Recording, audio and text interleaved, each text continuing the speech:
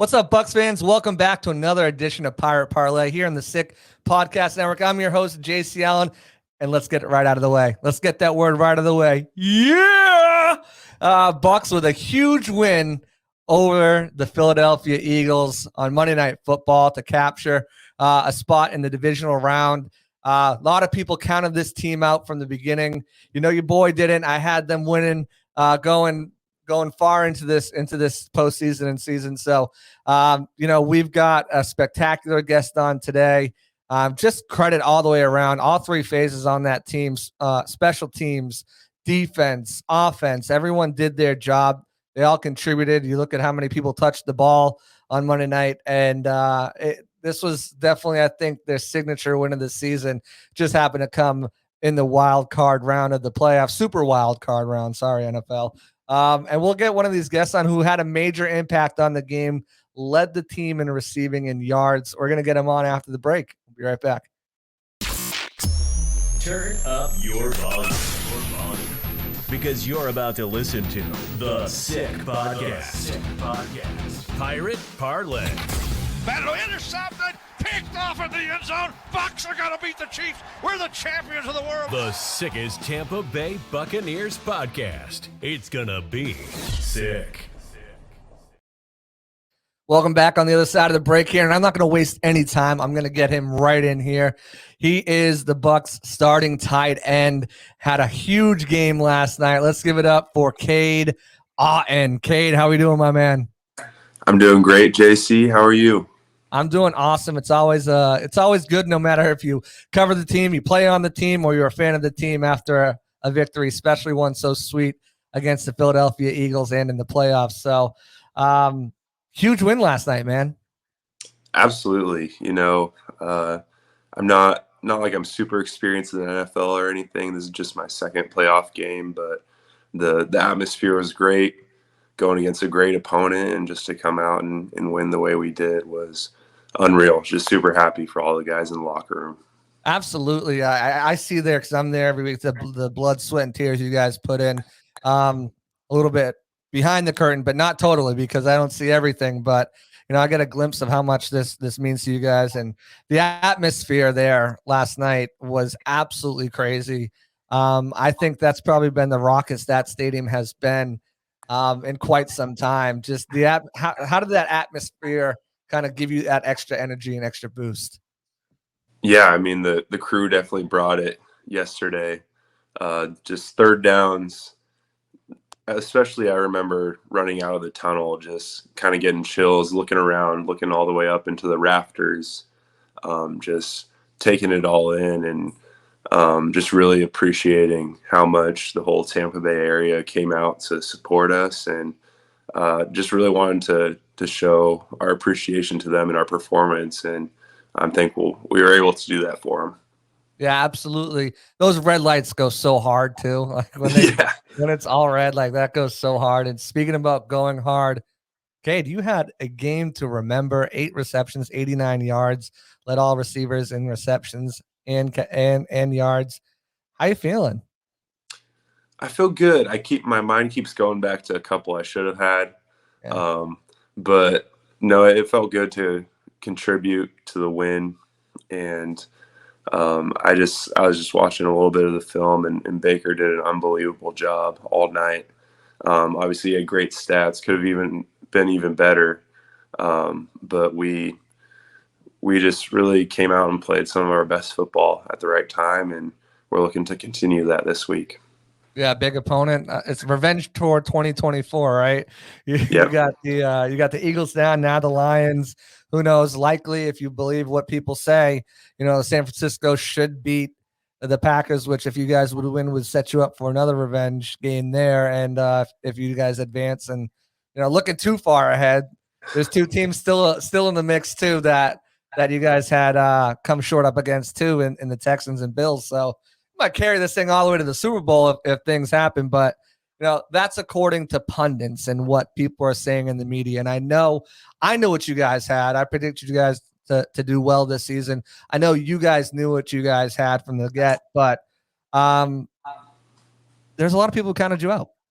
A lot of people said this Bucs team is going to win 3 games. A lot of people said, Baker's on his 5th team and 4th team in 1 year. You guys are tanking for Caleb Williams or Drake May. I know you guys don't listen to that noise, but was there a chip on your shoulder, and how good does it feel to prove some of those naysayers wrong? I think, like, personally, I heard some of those things, and it gives you a little chip on your shoulder, but I didn't really sense that from the team. Like, everyone just came in and worked as if it didn't really matter what the expectations were. We knew what we had in our locker room. We had really good players, really good personalities, really good character, and we knew we could win a bunch of games and take it really far into the playoffs. And it wasn't pretty all year. We definitely had some ups and downs, but it's about getting into the playoffs and then peaking at the right time. And so that's kind of what we're looking to do here. So sustaining too, and December football is where you start to develop that identity, and that you guys did that and carried it all the way through into this first round of the playoffs. Go back to the beginning of camp, and Tristan said something that stuck out with me all season long, and he said, this is a different locker room. There were some guys who were kind of me guys last year, and the team just feels different. Do you feel a different sense of the team from last year to this year?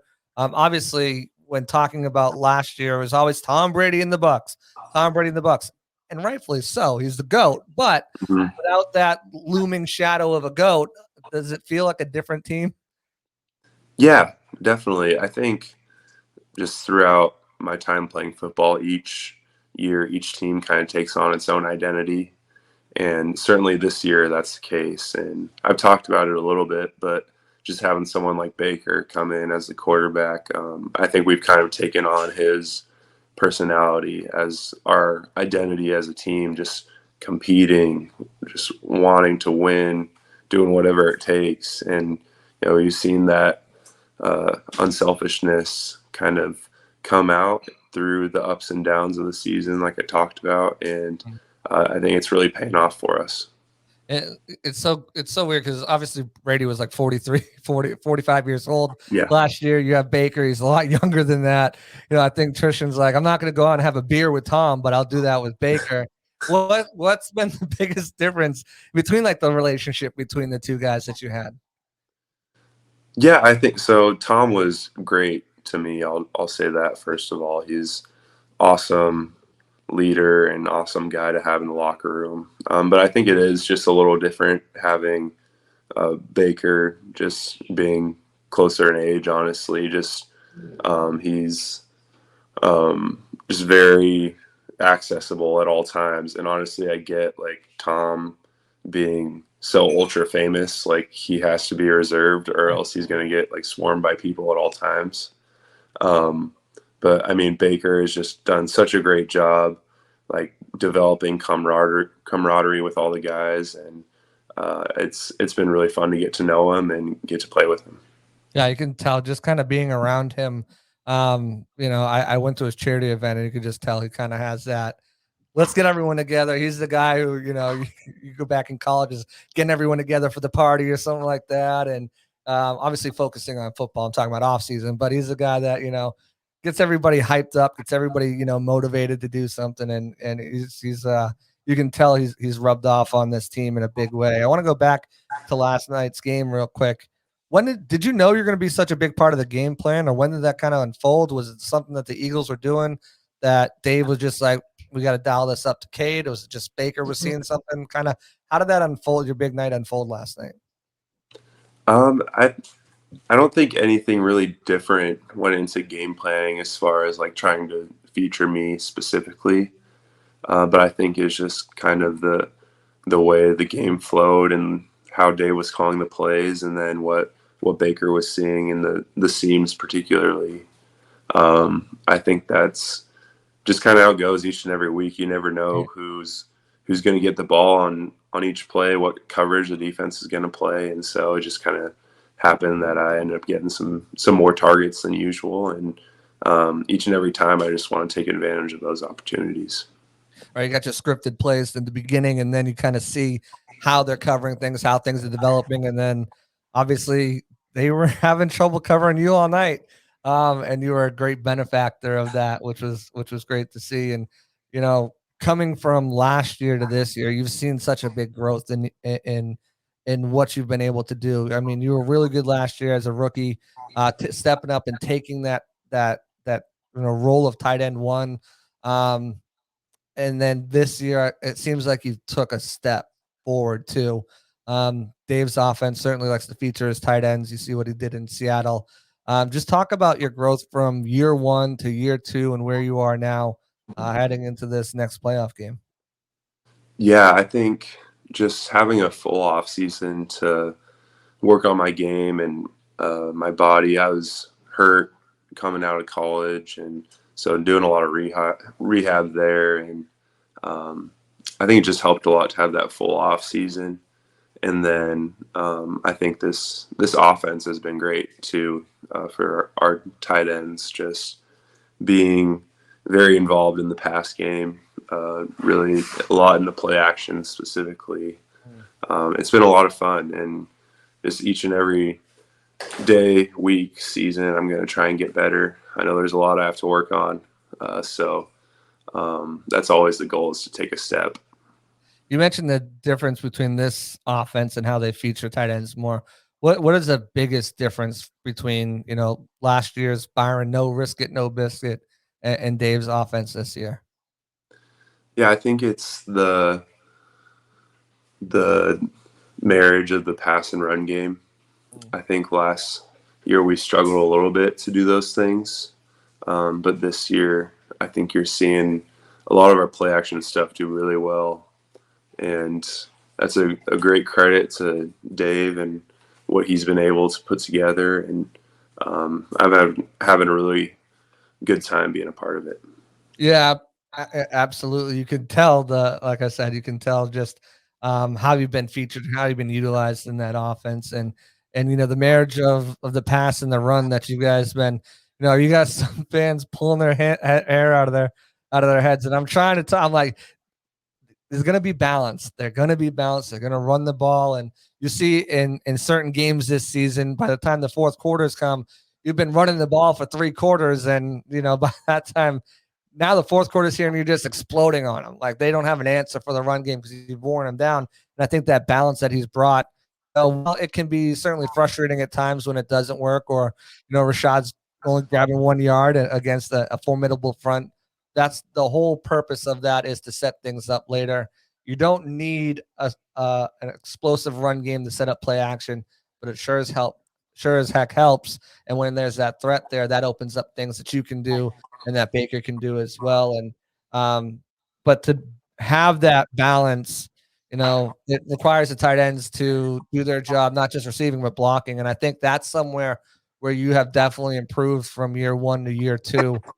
Just to kind of talk about your blocking, where you're most comfortable blocking. Is it the split zone? Is it duo? Is it just mano a mano, standing a guy up next to you? Or is it kind of on the perimeter? Just talk about your blocking and maybe, you know, where you feel the most comfortable there. Yeah, it's the cool thing about the tight end position, and also the challenging thing, is we're kind of asked to block in all these different settings. You know, it can be against a 6'5", 300-pounder, or a 5'10", 190-pounder, you know, and so it's challenging, but it's also really fun, and you have to be good at all of them.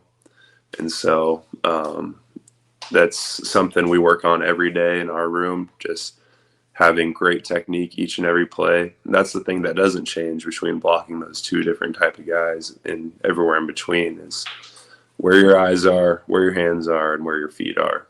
And those things will lead to success. And so just in year two, just trying to be more and more consistent with those things on every play.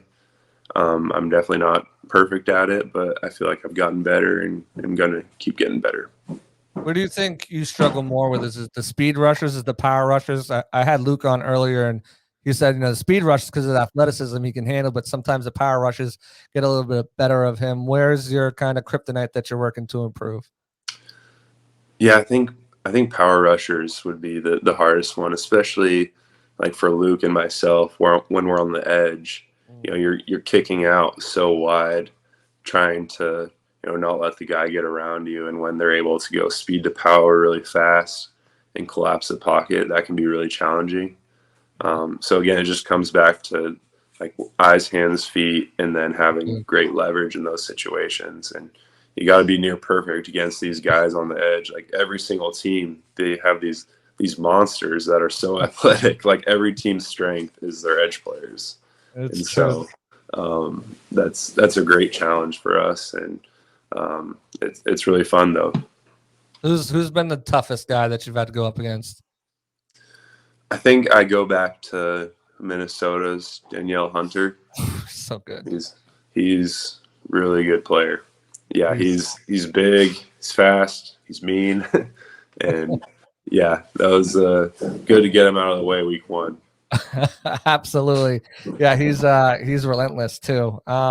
It's funny because like you're only a year in, right? And so is Co. But you're the elder statesman in the group, the youngest tight end group in the league. And David's been around too, as well. So you have that. But you guys bring in Payne Durham this year. He had a big 18-yard catch. He's been making. It seems when Payne gets the ball, it's only for like 15 yards plus, like every time, and it's a crazy acrobatic catch that he makes. He had the Gronk catch behind us, crazy. But just talk about his development and how maybe he's leaned on you. Talk about the mustache he grew during Movember because that was hideous, and just kind of what it's been like to be that mentor when a guy's only a couple years younger. Is he? He's what? You're younger than you, or you guys? Yeah, you're younger. Yeah, and kind of just his development through the season. Yeah, we've all shared in those hideous mustaches, so he's not alone. Yours wasn't as bad. He's got that scraggly hair, so it makes it worse. I appreciate that, but no, Payne's been great. He came in ready to learn, and not that, like you said, I'm just a year older than him, so it's not like I have all these years of experience, but he was really willing to ask questions and soak up any information he could, and so it's just been really fun to work with him. He's a great player, and you see him make these splash plays, and I think he can do it super consistently too. And it's just kind of that balance with the offense of, like, we all want each other to succeed, right? But as tight ends, we also want to be on the field as much as possible. So we're going to keep working to get like 12 and 13 personnel in the game more just by showing up in practice. And but Payne's done an awesome job. He's grown a lot, blocking and receiving. And so we're going to keep working together and having fun doing it. Just going to John and David. Yeah, we were watching the tape and we noticed that 13 personnel, like, you can get them on a few just yeah, exactly. We'll always, say a little thing here or there, try and get certain plays in, but it's in good fun. But as competitors, we always want to be on the field as much as possible. Oh, absolutely. Speaking on the field, he's still a rookie, so that means he's got rookie duties that he's got to do, especially in that room. What's something that you guys make him do? All in fun, obviously. I know I had Yaya on. He was talking about he's the snack guy. He's got to get all the snacks. And, he had to travel like 5 different stores to find something for, I think, Cam Gill or something like that. What do you got Payne doing? Honestly, we take it super easy on him, and that's only because Cam Brait and Kyle Rudolph took it super easy on me last year, so I feel like I can't make him do anything. But he's gone and got us some food a couple times, and Tanner's gone and got us some Starbucks a couple times. So they do stuff for us. Oh, they also decorated the room for Christmas. Perfect. So that was cool. But nothing crazy. That's awesome. Tanner's a good kid too. I think he's got a lot of talent. As he's developed on the practice squad, no one got to see it this year, but I definitely, kind of talking to. There's something to build upon there, so it'll be exciting to watch him. Yeah, he's done a great job. So there's a quote that I always like to reference, and it's not his quote, but Julian Edelman. He always says, "Tough times last, tough people don't." And you alluded to it earlier. 1-6 streak in the middle of the season after starting 3-1. That was a tough stretch for you guys. A lot of adversity that you had to go through, but what doesn't kill you makes you stronger. How did that help you guys get to the point where you are now?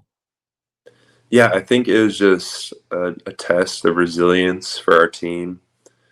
It would have been really easy to kind of quit, go into your own like protective shell, each guy looking out for himself, but everyone just kept coming to work, like trying to improve as a team, not being selfish and just kind of going rogue in the locker room or on the practice field. And so it's been just really a pleasure to be a part of a group like that and to see it come to fruition, to make it into the playoffs and then get the win. It makes all that tough, those tough times where you're reeling after a loss, it makes it worth it because you learn from those things and you get better. Yeah, right. I mean, that's what you go through those times and they'll come out the other side the way you guys have. Has got to make those so much more enjoyable, knowing that you've been at the lowest of lows and now you're peaking at the right time. And how can you be down when you got a guy like Dave Canales? I don't think I've ever seen that guy in a bad mood. Kind of talk to him off the field as well. He's just like a ray of light. He's always in a positive mood. He's got the quote, I wake up like it's, first down every day with a new set of downs, new chance. What has he been like for that offense in that room? You don't have to say a breath of fresh air. I'll say it for you. But what has it been like to have him there, his positive attitude and just kind of rub off on the team? Yeah, totally. You said it. It's been so awesome, and we just feed off of him. The positive energy, the coming in and just being ready to work and being grateful. It's been really great for our team and for our offense, especially through the struggles like we talked about, like not pressing too hard, just knowing that there's a process that's proven to work, and that's just hard work and going back and doing it again and again and again, and you're bound to see the results. And so we trusted him, we trusted that, and you're starting to see the fruits of it now at the end of the season. And we're hoping to do really well this week, keep going back to that process, and then hoping to earn another one. I think one of the things that makes him so relatable is his candidness. Even with the media, he comes out, and I don't know if you ever watched or listened to one of his press conferences, but he's giving you the why, the how, without giving it all away. But he's really kind of going in deep into detail on why things worked, why things didn't work, why things happened, what his thought process was there. And I think being that candid and that open, not only with the media, but to an even more extent with you guys on this is why we're doing this, because X, Y, and Z down the line, this will be X, Y, and Z down the line. And I think you guys have seen those results, and the difference in the offense is completely night and day, and the way you guys attack things. So it's been a lot of fun to watch. Even through the bad times, you knew there was light at the end of the tunnel. So it's been a lot of fun to watch. Speaking of tunnel, though, I was down there as you guys were walking off the field, and I saw Coach Van Dam embracing you. He was whispering something in your ear. Couldn't quite make it out. You don't have to share it if you don't want to, but what was the message from him coming off the field after such a big win like that? Yeah, he just said we have another week together, and that's been a big message of his throughout the season, as well as Coach Canales. Just that, like, be grateful for this. Like, we're playing a game we love. We're playing in the playoffs in the NFL. So it's just like, and yeah, it's nuts.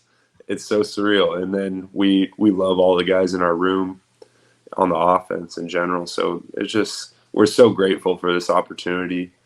It doesn't mean like we're going to take it easy when it comes to game day. We're going to work super hard during the week, but we just enjoy it. And, while we have this opportunity, if we're lucky enough to, like, we're going to take advantage of it. So that was kind of the message he said. And I really appreciated it for sure. That's awesome. That's great. The bond you guys have on this team, and even Coach Bowles, he'll get asked about this or that, and he refuses to throw anybody under the bus. He takes the blame, shoulders the blame. He'll deflect the blame. The fact that it seems like everyone's got each other's back.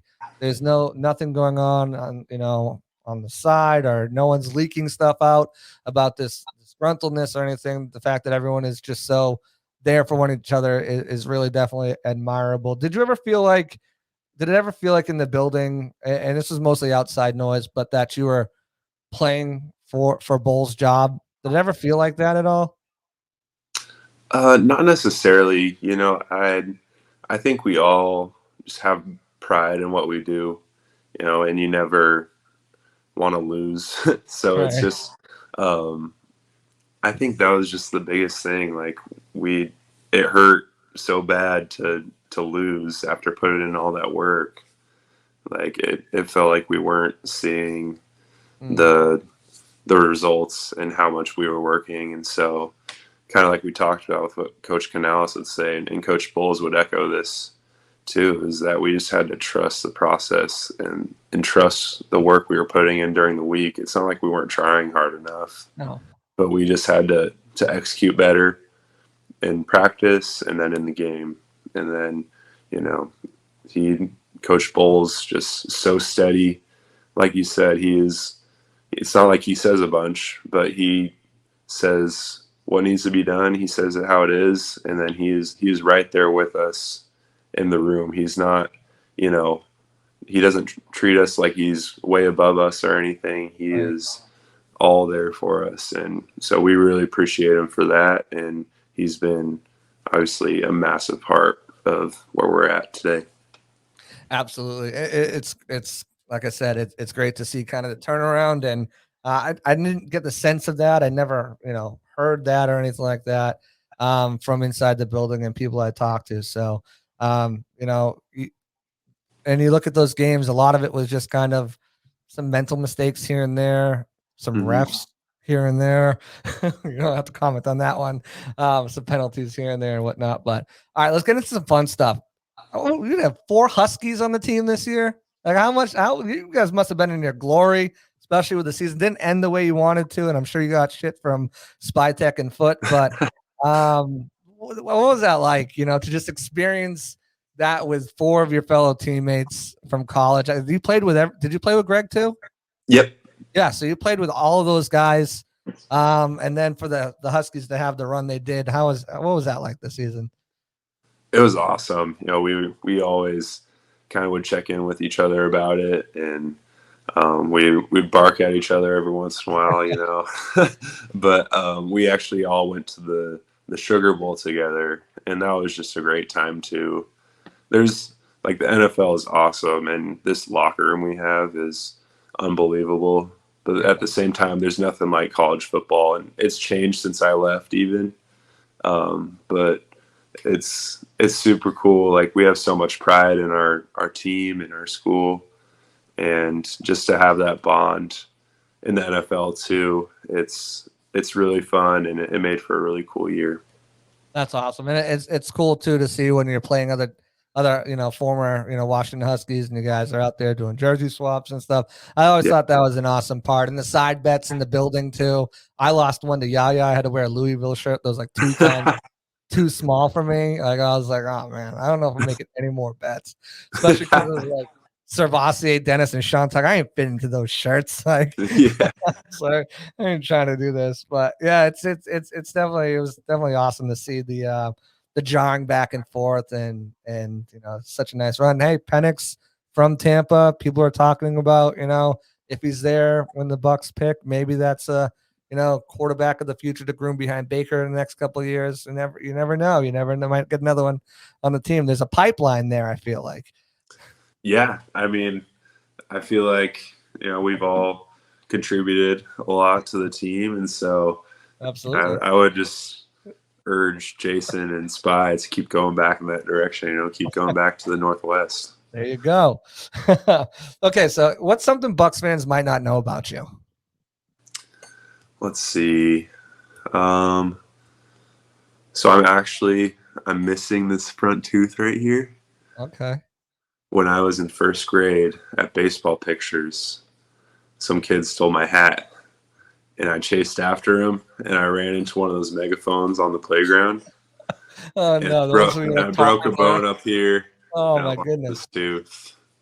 You didn't want to go the Cody Malk route? No, yeah, I respect Cody so much for just rocking the no He's teeth. rocking it. So he's a beast for that. But Yeah. I didn't do it. No.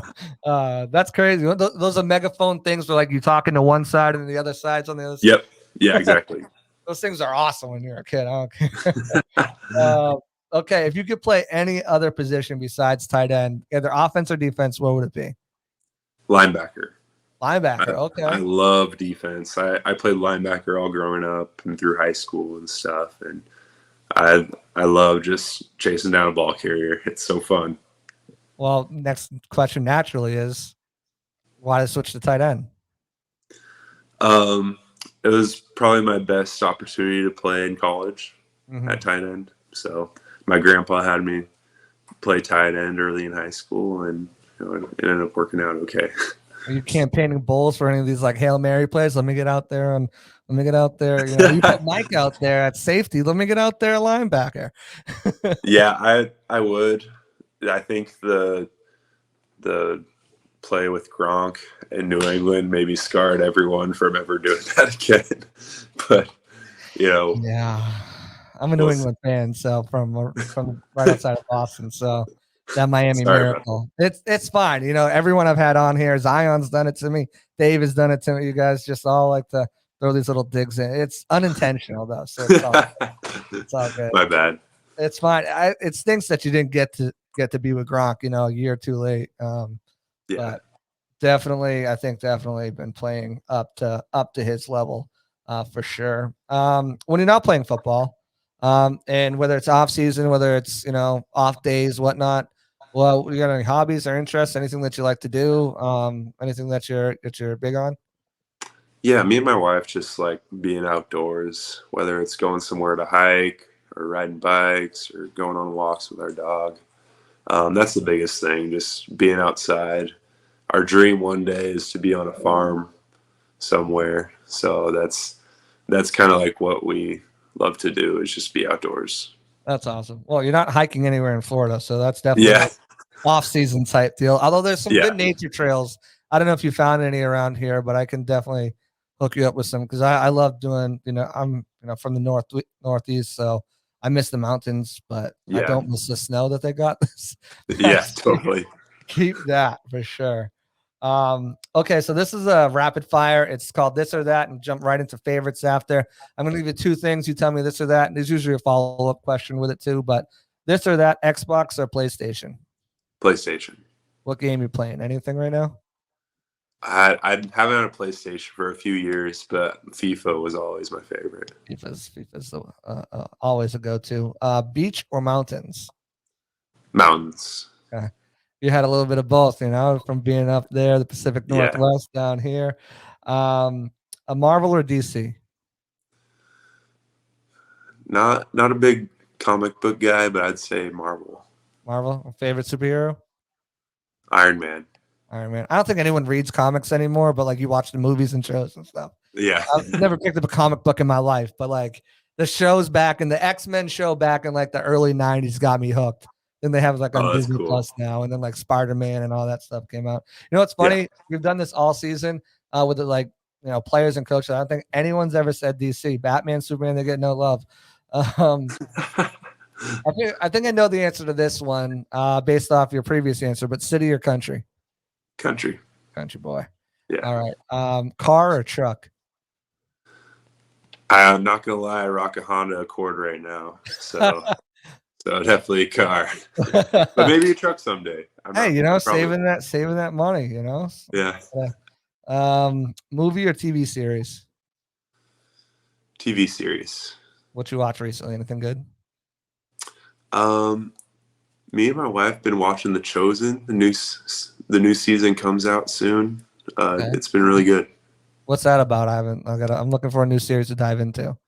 It's about the life of Jesus, and it's really cool. It's like a lot of, I guess, Christian shows are like super cheesy.